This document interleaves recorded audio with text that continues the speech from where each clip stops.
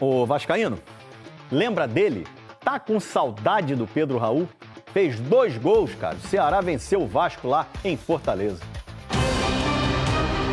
Pedro Raul no Vasco. Pedro Raul olhar atento pro goleiro, bateu pra fora! O ABC tá classificado na Copa do Brasil! Pedro Raul, versão aprimorada. No Ceará contra o Vasco. Pedro Raul! Gol! A bola ajeitada pelo Raul! E é dele de novo! E como desgraça na sua vida, pouca é bobagem, 2 gols de Pedro Raul, né? A gente teve que engolir este sapo ainda na noite dessa terça-feira. O ano era 2023. Pedro Raul, vice-artilheiro do Brasileirão de 2022 pelo Goiás, chegou ao Vasco como uma das principais contratações da temporada. Mas não deu certo não. 25 jogos, 9 gols. Um pênalti decisivo perdido. Depois de sair do Vasco, Pedro Raul passou pelo Toluca do México, pelo Corinthians, não foi bem em nenhum dos dois, até que esse ano o cara chegou ao Ceará. Contra o Vasco na Arena Castelão, a primeira boa chance passou por ele. Pedro Raul descabeça depois, Ailon não pegou em cheio, joga sobre o gol. Paier, substituto do Coutinho, que foi poupado, tentou de fora da área. Essa bola passou com perigo ali pro gol do Bruno Ferreira, hein? Ceará no ataque. João Vitor tentou recuar e mandou mal demais. Lucas Mugni recuperou a bola e cruzou pro artilheiro. Pra ele, pro artilheiro, em grande fase, Pedro Raul manda pro fundo da rede. No segundo tempo, o Vasco reclamou de pênalti nesse lance no Paier, mas o árbitro mandou seguir. Pouco depois, o francês sentiu um problema no joelho e precisou ser substituído. O contrato dele com o Vasco acaba no dia 5 de maio. O clube ainda não revelou se vai tentar a renovação. Agora, boa chance do Vasco. Lucas Piton mandou pra cima. Sobrando Piton, bateu sobre o gol. O Ceará de novo foi certeiro. Adivinha quem? A bola ajeitada pelo Raul e é dele de novo. É de Pedro Raul. Depois do jogo, Verratti postou isso aí, ó. É que ficou uma baita dúvida de onde a linha foi traçada. Na bola ou no jogador que deu o passe? A regra diz que deveria ser na bola. Voltando para o Pedro Raul, 9 gols e uma assistência em 10 jogos pelo Ceará, hein? Artilheiro do Brasileirão. Tinha inclusive passado o Verratti. Mas nos acréscimos, o centroavante do Vasco acrescentou um gol de cabeça para a coleção. Verratti e Pedro Raul são os artilheiros do campeonato, 4 gols para cada. A gente teve que engolir este sapo ainda na noite dessa terça-feira. 2-1 para o Ceará, com 2 gols do ex, que não deixou saudade. E o Carille não ficou feliz não, hein? O que mais me incomodou foi a postura do nosso time, né? A gente tem que saber onde nós estamos e respeitar onde nós estamos. Perder faz parte, mas da forma que perdeu, isso me incomoda demais. E com essa derrota doída aí, o Vasco ficou ali em 6º lugar. Se tivesse vencido, ia dormir na liderança, mole? Mas aí a gente tem que olhar a lei. Se tem uma lei que dá certo no Brasil, é a lei do ex, cara. A Fernandinha veio aqui pra trás. E essa pra mudar de assunto. Essa nem prende. O próximo assunto é Vasco. Essa A gente tá falando de lei, eu- julgamento. pô. Estamos juntos há quanto tempo aqui nesse programa? 4 anos. É a nossa 4ª temporada, né? Nós temos uns códigos aqui, né? Corporais. Que eu não posso falar. Eu sou a única que tem um ponto eletrônico no ouvido. Eles não. Então eu não faço as coisas aqui da minha cabeça. Vai, muda o assunto, não sei o quê. E aí, quando eu venho aqui pra trás, eles já sabem. É pra gente mudar de assunto. Quando eu ponho a mão no ombro, é porque tem que parar de falar. Quando eu chego aqui e faço assim, ó, é que tem que parar de falar. Quando eu paro aqui, é que eu paro. Tem que parar, mas tá tudo bem, né? Quando eu passei aqui, o engraçadinho ali já sabia que a gente ia falar daquele assunto que tá ali escrito no TP. Não prende, Vene, mas pune. Não, essa esquece, cara. Ó, lei do ex e lei seca. São duas coisas que... Graças a Deus a lei seca, eu sou apaixonada pela lei isso, seca. Continue. Da lei do ex eu não gosto, não. A lei seca eu amo. Vai ser horrível. Olha aí, com gols do ex, o Vasco perde fora de casa pro Ceará e não aproveita a chance de ser líder. A gente vai ver o VT na volta.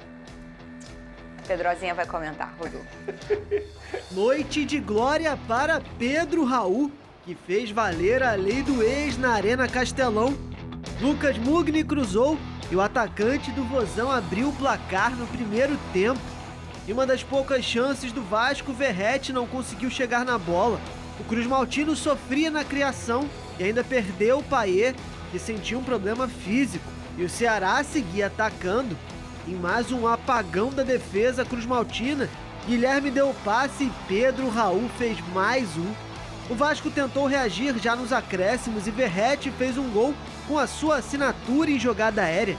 Mas já não dava tempo para mais nada. Final, Ceará 2, Vasco 1. Vitória do Vozão contra um Vasco pressionado e que ainda não venceu fora de casa no Campeonato Brasileiro. Muita coisa para falar, principalmente a diferença do Vasco jogando em São Januário e fora de São Januário. Isso não é de hoje, e não é de hoje que eu falo aqui, ó. A torcida do Vasco, ela é realmente um 12º jogador. Quando o Vasco estava no seu segundo ano na Série B, a torcida do Vasco pegou o Vasco e falou: sai dessa Série B que você não tem pra tu tá aí. Não foi mais ninguém. E hoje, mais uma vez, isso fica muito nítido, que a torcida do Vasco, ela é um diferencial. Se não fosse a sua torcida, o Vasco estaria desse jeito aí, como perdendo sempre, porque é o que faz fora de casa. Pedrosa, o que tá acontecendo? São times muito diferentes, jogando dentro de São Januário e fora de São Januário. Os números explicam isso também. São 8 gols nos últimos 3 jogos fora de casa, 3 contra o Melgar, 3 contra o Corinthians e 2 contra o Ceará. Vale lembrar que hoje o Vasco tem 7 gols sofridos no Campeonato Brasileiro. E se a gente for lembrar dos gols, muitos desses erros também, além de coletivos, são individuais. Contra o Santos, o Paulinho entrega a bola no pé do Tiquinho, o Barreal vai lá e crava. 2 gols contras, Hugo Moura e João Vitor. Contra o Corinthians, o João Vitor também cai completamente perdido ali no lance em que o Memphis acaba indo na cara do gol. Ontem, o João Vitor, ele fez uma partida terrível novamente, porque esse lance aí, que ele cabeceia, é um absurdo, gente. Um zagueiro de Série A de Campeonato Brasileiro não pode cometer esse erro tão tosco como cometeu. E o Lucas Freitas, que também foi o companheiro do João Vitor na partida de ontem, o Pedro Raul estava atrás dele. Estava atrás dele e o Lucas Freitas não consegue acompanhar o Pedro Raul. Mais uma vez, lançamento na área, João Vitor fica olhando e aí o Pedro Raul faz o segundo gol para tornar a história do jogo ainda mais cruel para o torcedor vascaíno de ter tomado 2 gols do Pedro Raul. Só que assim, se for olhar o lado coletivo, o Vasco não jogou absolutamente nada no primeiro tempo. Foi uma postura terrível do time do Carille. O senhor Payet, ó, a revoar, tchau, um abraço. Não joga nada quando joga como titular da camisa do Vasco da Gama. Só consegue jogar ali os 20 minutos, aparece aqui, faz uma graça ali. Mas quando inicia, que precisa chamar a responsabilidade, quando precisa ser a válvula de escape que o Felipe Coutinho estava sendo muitas vezes na saída de bola, não jogou absolutamente nada. E é -1 sem bola, porque não marca, finge que cerca. Na direita, o Garré também sentiu a sequência de jogos que ele teve e não jogou nada. Na esquerda, o Nuno ficou sobrecarregado e teve que sair no intervalo porque estava muito cansado também. No segundo tempo, o Vasco melhora. Estava 1-0 Ceará já, o time melhora um pouco com as entradas do Ryan, do Jair, do Alex Teixeira e também do Adson. Se torna um time muito mais dinâmico do que estava sendo no primeiro tempo. E estava começando a parecer que ia empatar a partida. Um lance do Ceará e aí a gente viu novamente a falha defensiva, não só do sistema bagunçadíssimo do Fábio Carille. Se o Fábio Carille é técnico defensivo no Vasco da Gama, ele não se tornou mais nada disso. Ele parece até uma esponja. Você aperta, vai sair água, vai sair água. Essa é a sina do Vasco nessa temporada. E aí, logo depois, mesmo com o time jogando um pouco melhor no segundo tempo, o Verrete até cabeceia, ainda tem alguns minutos ali, o Vasco tenta criar algumas chances, mas muito mais na base do desespero do que na organização. Então, uma atuação terrível do Vasco, principalmente no primeiro tempo. No segundo tempo até melhora, mas que, novamente, o Vasco é prejudicado pela falta de ideias de jogo do seu treinador, pela forma que ele monta esse sistema defensivo e, principalmente, eu não vou ficar aqui culpando só treinador de futebol, só o Carille. Quem joga é jogador. Olha o lance do João Vitor no primeiro gol. Me desculpa, gente, o Carille não cabeceia a bola. Quem cabeceia é o João Vitor. O Carille não acompanha zagueiro. Quem acompanha é o Lucas Freitas. E se for olhar o Campeonato Brasileiro inteiro, é cheio de falha individual. falha técnica que um jogador de Série A que ganha muito bem, não é pouco não pode cometer, na minha visão, dentro do Campeonato Brasileiro. Então o Vasco ontem foi uma bagunça no primeiro tempo, melhorou ofensivamente no segundo tempo e continuou a bagunça no sistema defensivo com a cereja do bolo, que sempre vem sendo as falhas individuais dos seus atletas. Não tem técnico que dê jeito nisso não, tá? O que é? Peraí, Vini, aqui, ó. O que é uma foto pra acalmar o Pedrosa? Hã? Ai, gente! Vocês são muito irritantes. Sério, para com... Tá vendo? Fica de amizade com eles mesmo. Fica você de amizadezinha com eles. Olha o que eles fazem. Ele fez isso ontem. Ele fez... O que ele faz isso aqui? Pra ouvir a torcida. Fala aí, fala já mais. tá acostumado, né? Ô Vene Casagrande, eu vou escutar o Carille. Na volta eu quero fazer uma pergunta pra você. Fechou. Porque o Carille falou após a derrota fora de casa. Cadê? O que mais me incomodou foi a postura do nosso time. Né? A gente tem que saber onde nós estamos e respeitar onde nós estamos. Uma postura muito ruim. Melhoramos um pouquinho no segundo tempo, mas o primeiro tempo principalmente. Uma postura muito ruim, um jogo lento.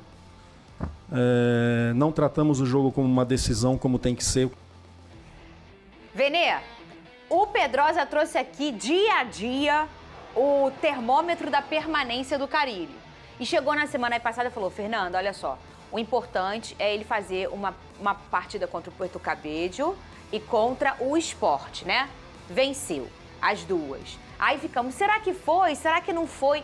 E agora, o Vene Casagrande, o que você acha da situação dele? Porque essa não foi uma boa apresentação do Vasco, mas o Pedrosa trouxe um recorte aqui que tiveram muitas falhas individuais. Isso aí depende do treinador, perfeito? Só que a sequência do Vasco é muito pesada, Vene. Eu queria que você me desse a sua opinião em relação a essa manutenção do Carille. Você acha que ela vai acontecer? Qual você acha o futuro do treinador? A minha opinião é a mesma. É opinião, né? É a minha opinião. Bem antes desses dois jogos aí.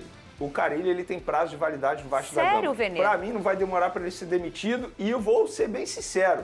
Olhando a sequência que o Vasco da Gama tem pela frente, o Paquito terminou o bom VT dele dizendo: o Vasco continua tendo dificuldades longe de São Januário. Você falou isso no seu discurso. O Pedrosa mencionou muito bem que o Vasco encontra dificuldades quando não joga em São Januário. E a próxima sequência do Vasco da Gama é Flamengo no Maracanã, Campo Neutro. Cruzeiro fora de casa e Palmeiras também fora de casa, embora seja mando do Vasco da Gama, mas o Vasco vendeu esse mando para Brasília. Então, o que me faz crer que o Vasco vai melhorar da água para o vinho? Porque a apresentação que o Vasco teve ontem contra o Ceará é extremamente preocupante. E o Carille, ele foi muito bem, porque ele criticou os jogadores. E a atuação dos jogadores foi horrível, horrível. O que o João Vitor fez ontem é assustador. Um zagueiro do nível dele, do custo que ele teve pro Vasco da Gama. E já tem idade, né? 26 anos. Mensalmente, né? Com certeza, o salário dele não é baixo, deve ser um dos maiores salários. Olha isso. E ele fez o que ele fez ontem. É um absurdo. Então, o que me faz crer que o Vasco vai melhorar da água para o vinho, ele não tem muito tempo para trabalhar, para treinar os jogadores, vai ser na base de vídeo. E ele vai ter uma sequência extremamente dura. Então, acho que a vida do Carille no Vasco da Gama é questão de tempo de ele ser demitido. Tem um jogo em São Januário que é na Copa Sul-Americana, terça-feira.